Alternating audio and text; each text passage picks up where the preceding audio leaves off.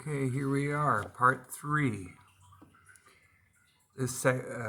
Part 3 is titled The Apprentice. And if you'll look closely at the painting I made here, the frame was made by my father, Richard Krieger. We can see here, well, my best attempt at a Grantwood painting crossed with a Malay painting, and of course suited to the needs of my story.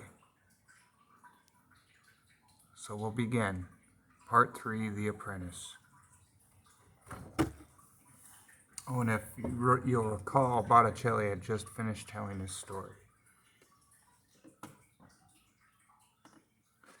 I thought it was the most amazing story I'd ever heard in my life. I asked him if he would teach me how to paint and how I could become a daydreamer like him. He told me all I had to do was daydream the day away, and I too would be able to paint like he could.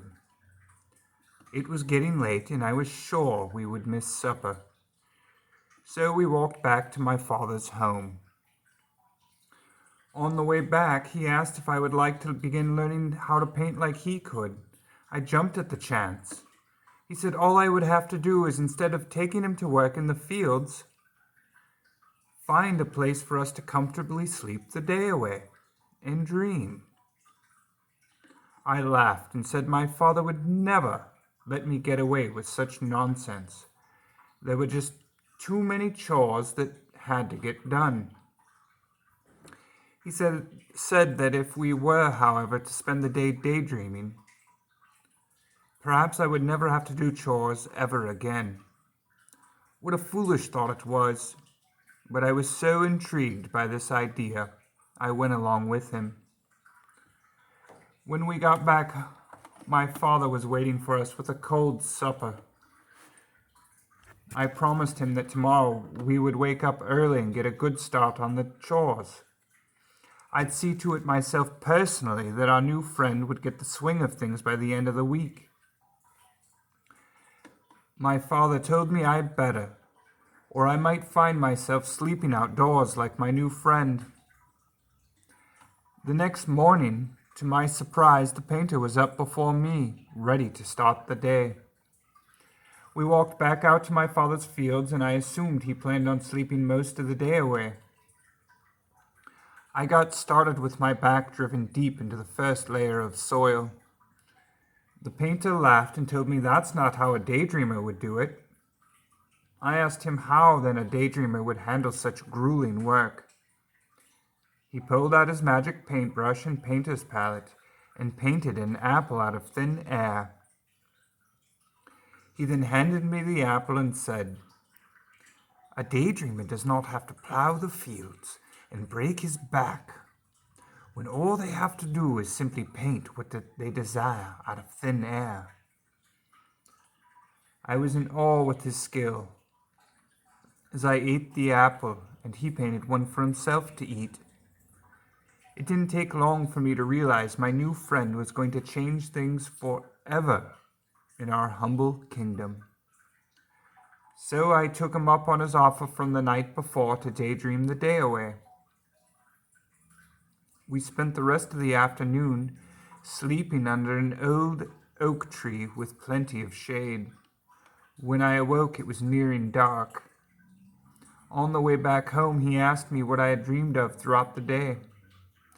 I told him of how I dreamt of a castle my father and I could live in with servants' quarters, a courtyard, and a horse stable, and a kingdom not in poverty, but thriving beyond our wildest expectations. When we returned home, my father was waiting for me, but with no supper this time, and an even more disapproving look on his face than the night before. He'd heard word from a local villager that he saw the king's son sleeping underneath an old oak tree out in the fields.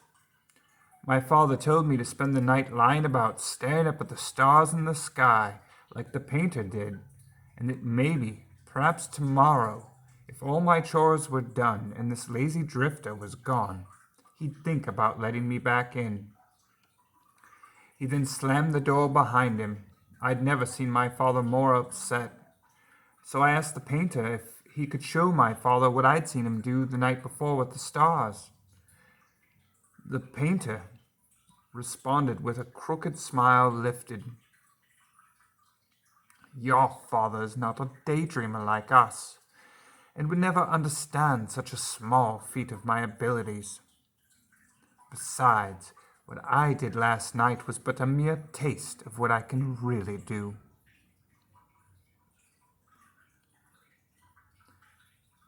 The painter then asked if I cared to go for a walk, where he would show me his true talents. I agreed, and so we went for a stroll, until we reached the top of a hill with a view of the whole town. The painter pulled out his magic paintbrush and palette and asked if I cared to watch and see as he painted the daydream I had earlier that day. To my amazement, he painted over the whole town, painting a castle with walls, a courtyard with fountains, and other things I'd never even dreamed of. Then he painted the rest of the town from rags to riches. I thought my father would be very impressed to awaken to a village no longer in poverty.